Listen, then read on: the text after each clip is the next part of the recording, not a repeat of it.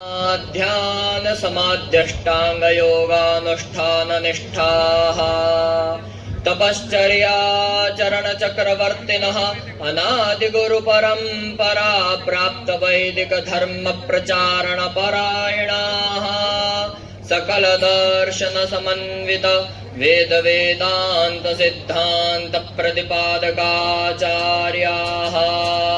निगमागम सार हृदयाः सर्वतंत्र स्वतंत्राः वर्णाश्रम सदाचार शिक्षकाः विश्वकल्याण मानसः अखंड भूमंडलाचार्याः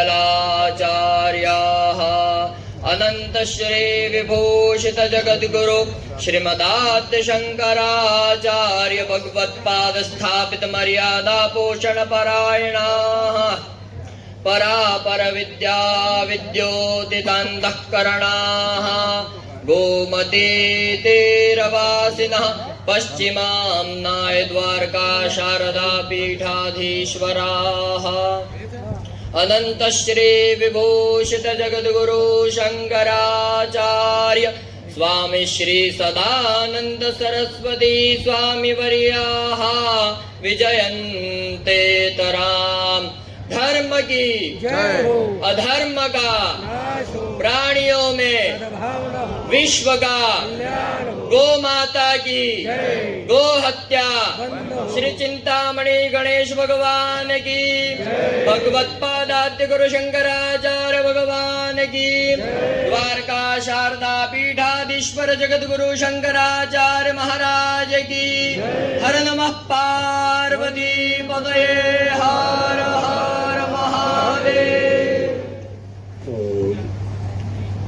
बीजापुर गदेक्षुकार्म गुरुजा चक्राब्ज पाशोत्पलो ब्रीहगृश्य विशाल रत्न कलश प्रोद्यत्कराम्भोरुहा धेयो वल्लभयात पद्मकरया क्लिष्टो जलद्भूषया विश्वोत्पत्ति विपत्ति संस्थिति करो विघ्नेश इष्टार्थदः तरणि तत्सवर्णं कर्णघूर्णद्विरेफावलिकलित कपोलोद्दान धामाविरामं गिरिशुताभ्यां लालितं नित्यमङ्के स्वजनभरणशीलं शीलये विघ्नराजम् तद्दिव्यमव्ययं धाम सारस्वतमुपास्महे यत्प्रसादात् प्रलीयन्ते मोहान्तस्तमतच्छटः।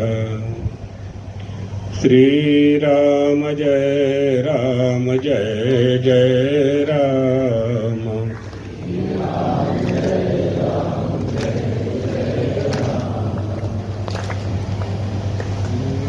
मंचस्थ विद्वत वृंद, देवियों सज्जनों, भगवान गणेश जी के मंदिर में, चिंतामणि गणेश जी के मंदिर में बैठ करके हम सब उनके दर्शन कर रहे हैं। मनुष्य के जीवन का वह क्षण अत्यंत दुर्लभ होता है जब उसे परमात्मा का दर्शन या संत की वाणी श्रवण करने का अवसर प्राप्त होता है। देव दर्शन प्राप्त हो जाए। हमारी भारतीय संस्कृति में देव दर्शन का विधान है। उन देव दर्शन में भगवत पादाब्ज शंकराचार्य ने पंचदेवोपासना का आदेश दिया है। शिव शक्ति गणेश, सूर्य और भगवान विष्णु, ये 5 देव हैं। पंचदेवोपासना हिंदू मात्र को करना चाहिए। उनमें गणपति जी का प्रथम स्थान है, सर्वप्रथम।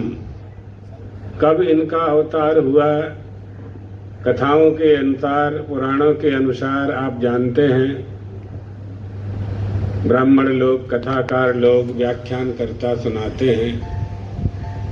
पार्वती जी ने, महादेव, देवादिदेव महादेव ने गणेश जी के प्रादुर्भाव का उपक्रम किया। लेकिन महादेव का जब विवाह हो रहा था, कामदेव को जब महादेव ने भस्म कर दिया, देवताओं ने अपना हेतु सिद्ध करने के लिए देवादिदेव महादेव को तपस्या से विरत होकर विवाह के लिए उद्यत किया, तैयार किया।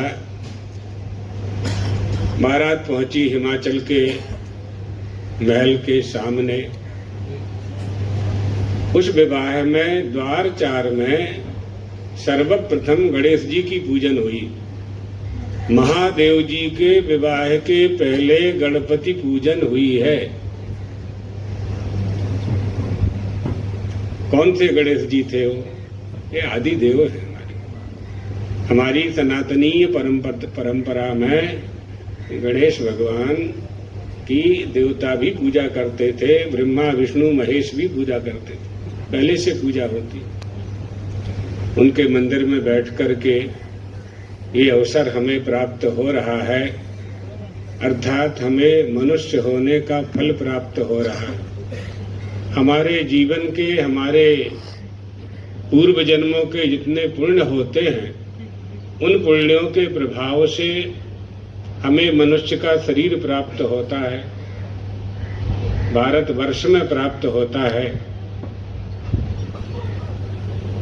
भरत खंड में प्राप्त होता है, भारत के मध्य में प्राप्त होता है, महाराष्ट्र में प्राप्त होता है, और महाराष्ट्र में हम प्राप्त करके गणपति जी की पूजन करने का हमें अवसर प्राप्त होता है। इससे बड़ा सौभाग्य मनुष्य का क्या हो सकता है। इसलिए देवताओं ने भी इस देह को बहुत दुर्लभ कहा है। एक राजा खटवांग थे।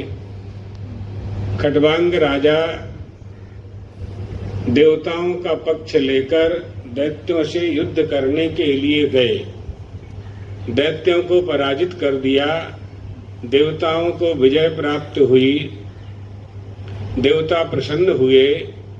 देवताओं ने राजा से कहा कि वरदान कुछ ले लो, आप कोई वरदान मांग लो। राजा ने कहा कि ये बताइए कि मेरी आयु कितनी है। देवताओं ने कहा कि 2 ही क्षण है, बस इतनी ही उम्र है आपकी। तो राजा बोला, अयोध्या के राजा थे, श्री राम के पूर्वज थे। राजा ने कहा कि मुझे तुरंत मृत्युलोक में भेज दो। मृत्युलोक में जाकर के, पृथ्वी पर जाकर के मैं 2 ही क्षण में संसार सागर से पार होने का उपाय कर लूंगा। क्यों? क्या है मृत्युलोक में?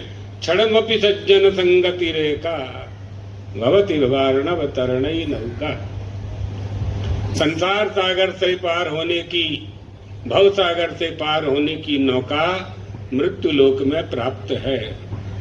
अपार संसार समुद्र मध्य सम्मज्जतो में शरणम किमस्ति गुरो कृपालो कृपया वदैस्तत् विश्वेश पादाम्बुज दीर्घ नौका।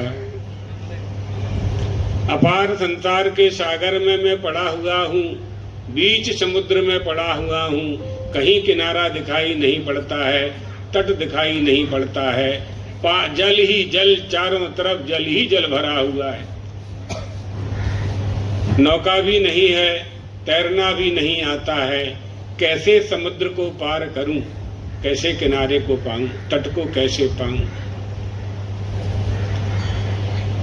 प्रार्थना करता है, भगवान ही गुरु बनकर के आते हैं। भगवान गुरु बनकर आते हैं, धर्म की नाव ले आते हैं, ज्ञान और वैराग्य की पतवार से नाव को खेते हैं और जिज्ञासु भक्त को उस धर्म रूपी नाव में बैठा लेते हैं। ज्ञानी गुरु नाव को खे करके अविद्या रूपी जल से पार कर मोक्ष रूपी किनारे पर पहुंचा देता है। ये मृत्युलोक में होता है। ये भवसागर से पार होने का सर्वोत्तम उपाय है।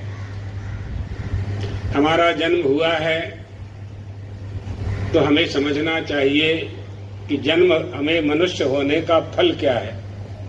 हम मनुष्य का शरीर हमें प्राप्त हुआ, 84 लाख शरीर हैं। पशु का शरीर प्राप्त नहीं हुआ हमें। पक्षी का शरीर प्राप्त नहीं हुआ, मानव देह प्राप्त हुई है, उत्तम देह प्राप्त हुई है। इस देह को प्राप्त करके हमें क्या प्राप्त करना है ये हमें जानना चाहिए। जिन वस्तुओं को हम देह के उदर पोषण के लिए प्राप्त करते हैं, आवश्यक है, शरीर को चलाना है तो काम तो करना ही होगा, लेकिन इसके अतिरिक्त भी हमारा एक कर्तव्य है, जो कर्तव्य हमें परमार्थ के पथ पर चलाने के लिए उपदेश करता है। जिस कर्तव्य का पालन करने से हम इस मनुष्य में मानवता आती है, जिस कर्तव्य का पालन करने से हम धर्म का पालन कर पाते हैं, उस कर्तव्य का पालन करने से हमें धर्म का फल प्राप्त होता है, वो हमें करना चाहिए। इसलिए करना चाहिए कि मनुष्य ही कर सकता है, दूसरा प्राणी नहीं कर सकता है। इसलिए दूसरे प्राणियों में और मनुष्य में यह विशेषता है कि मनुष्य ही भगवान गणेश जी का अर्चन कर सकता है, अथर्वशीर्ष का पाठ कर सकता है, पाठ करा सकता है, सुना सकता है, गंग गणपतिये नमः अर्चन कर सकता है, उनके स्वरूप का दर्शन कर सकता है। पशु यह काम नहीं कर सकता, ढोर ये नहीं कर सकते। इसलिए मानव देह की विशेषता है। इस मनुष्य के शरीर की उन्नति धर्म के बिना नहीं हो सकती।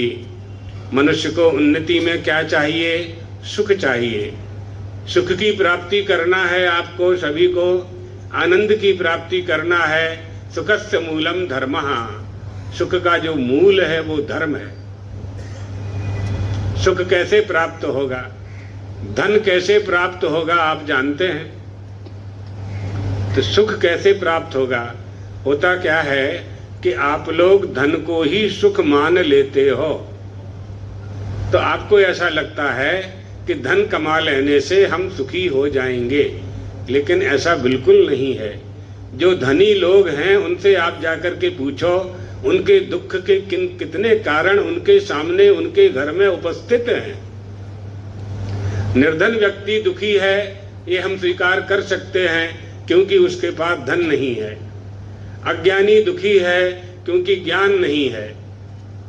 निर्बल दुखी है क्योंकि बल नहीं है। तो निर्धन व्यक्ति का दुखी होना तो मान लिया जाता है कि धन नहीं है इसलिए वो दुखी है, लेकिन धनी क्यों दुखी है ये कभी विचार किया हमने? नहीं किया ना, इसलिए दुखी है। सुखस्य मूलम धर्मः।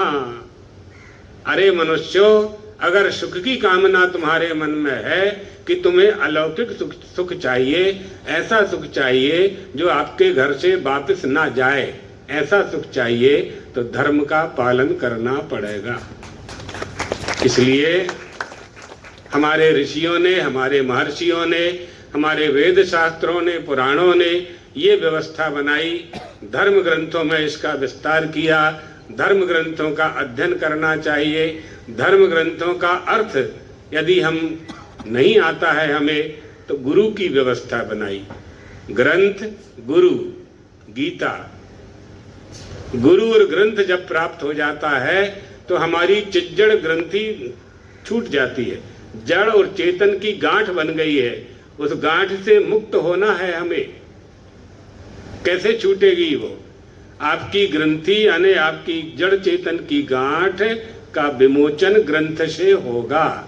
यदि ग्रंथ से नहीं होगा, नहीं हो सकता है, तो गुरु करेगा। फिर गुरु की जरूरत पड़ेगी। परीक्ष लोकान कर्मचितान ब्राह्मणो निर्वेद मायान नास्ति कृतः कृतेन तद विज्ञानार्थम सह गुरुमेवा विगच्छेत समित पाणी श्रोत्रियम ब्रह्मनिष्ठम। श्रोत्रिय ब्रह्मनिष्ठ गुरु की शरण में जाना चाहिए। श्रोत्रिय यानी ज्ञानी, ब्रह्मनिष्ठ माने तत्वदर्शी। तत्व का जिसने दर्शन कर लिया, ज्ञानी गुरु प्राप्त हो जाए। महाराष्ट्र की भूमि ज्ञानी गुरुओं की भूमि है, संतों की भूमि है। यहाँ बड़े बड़े महापुरुष, बड़े बड़े संत हुए हैं, जिन्होंने भक्ति के मार्ग पर चलकर ही दर्शन प्राप्त कर लिया है।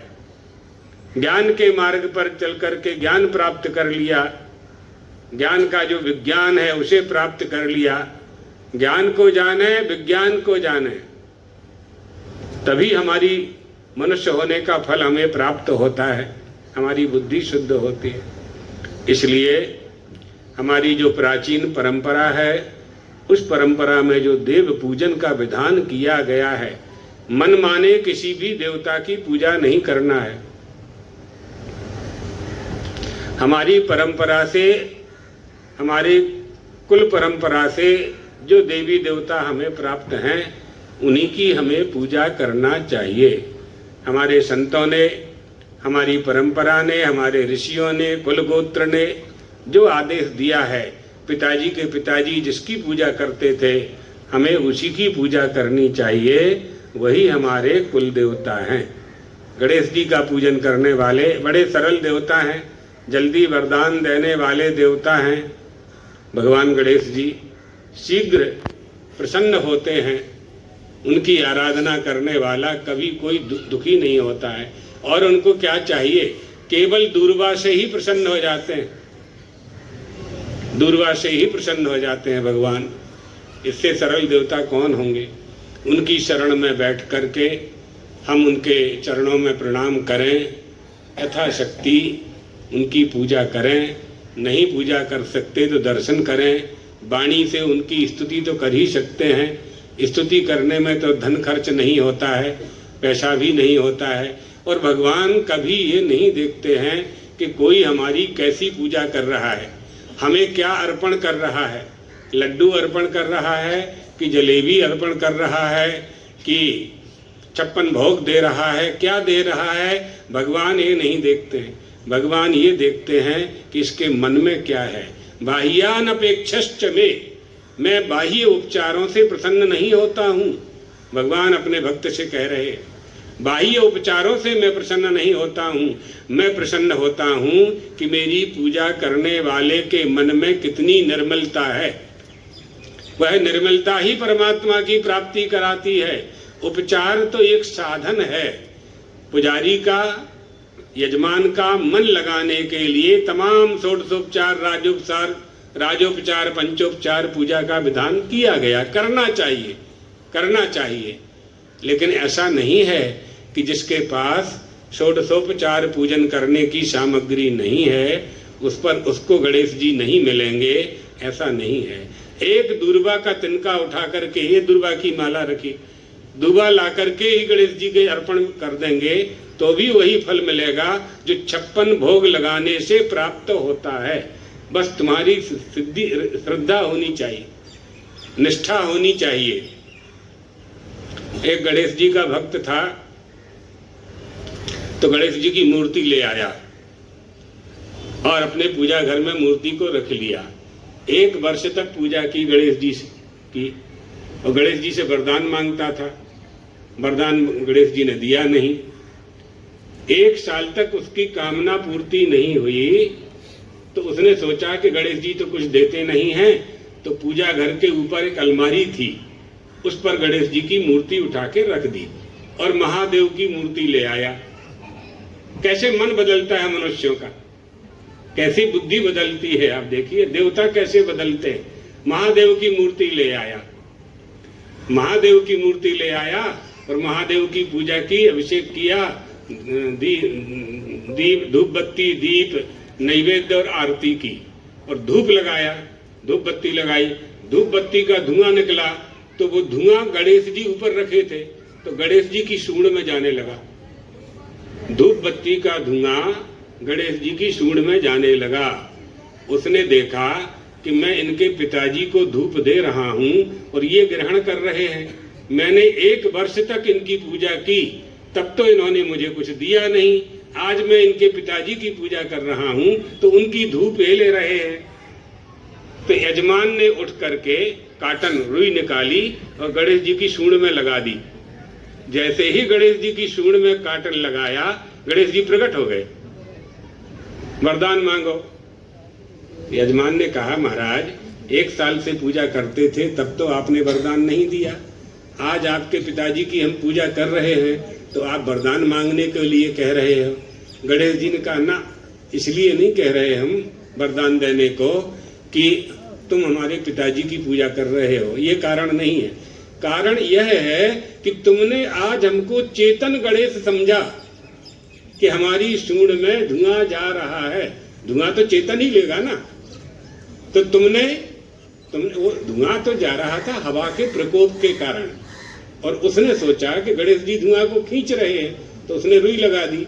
मतलब गणेश जी को चेतन समझ लिया ना। जब आप गणेश जी को चेतन समझोगे तभी वो वरदान देंगे, ये बात समझने की है। जब उनको चेतन, जब तक तुम उनको जड़ मानते रहोगे, पत्थर की मूर्ति मानते रहोगे, सोने चांदी की मूर्ति मानते रहोगे, तब तक पूजा करने का कोई दोष तो नहीं लगेगा, लेकिन कुछ मिलेगा भी नहीं। पहले आपको निष्ठा बनानी पड़ेगी कि साक्षात गणेश हैं, ये चेतन है, ये पत्थर नहीं है। वेद मंत्रों से ब्राह्मणों ने इसमें प्राण प्रतिष्ठा का कार्यक्रम किया, आवाहन किया है, तब वो मूर्ति तुम्हें फल प्रदान करती है। तो हमें ये समझना है कि वो सर्व चेतन परमात्मा, सर्वव्यापी, सबके आत्मा में विराज करने वाला गणेश जी के मंदिर में भी निवास करता है, हमारे घर में भी निवास करता है। लेकिन हमारी घर में निष्ठा नहीं बनती है, तो हम गणपति जी के मंदिर में जाकर के उनकी आराधना करते हैं, फल की प्राप्ति होती है। ये बात है। तो हमारी गणपति बुद्धि होनी चाहिए, देव बुद्धि होनी चाहिए। हमारा जो भी कुल देवी कुल देवता है उसके प्रति हमारी देव बुद्धि होनी चाहिए। इष्ट बुद्धि ही फल प्रदान करती है। बहुत अच्छा लगा, एक वर्ष से आने की बात चल रही थी, तो आपके जो ट्रस्टी है केशव जी, केशव नाम है ना, हाँ, केशव जी ने बताया कि हमारे सभी ट्रस्टीगण चाहते हैं कि आप दर्शन करें यहाँ। तो हमने मन में संकल्प किया कि इससे अच्छा अवसर तो और क्या मिलेगा। अष्ट गणपति के दर्शन करने का विधान है, महाराष्ट्र में 8 गणपति हैं। कभी अवसर आएगा तो सभी का दर्शन करेंगे। आज ये प्रथम दर्शन चिंतामणि गणपति जी से प्रारंभ हुआ है, तो ये सौभाग्य का विषय है कि आप लोगों के कारण हमें भगवान गणपति के दर्शन प्राप्त हुए। आप सभी लोग गणेश जी मंदिर के अर्चक, ट्रस्टीगण, श्रोतागण, नगरवासी, सबको भगवान गणेश जी खूब रिद्धि सिद्धि प्रदान करें, लक्ष्मी प्रदान करें। इस मंगल कामना के साथ भगवान द्वारकाधीश से प्रार्थना करते हुए अपनी वाणी को विश्राम देते हैं।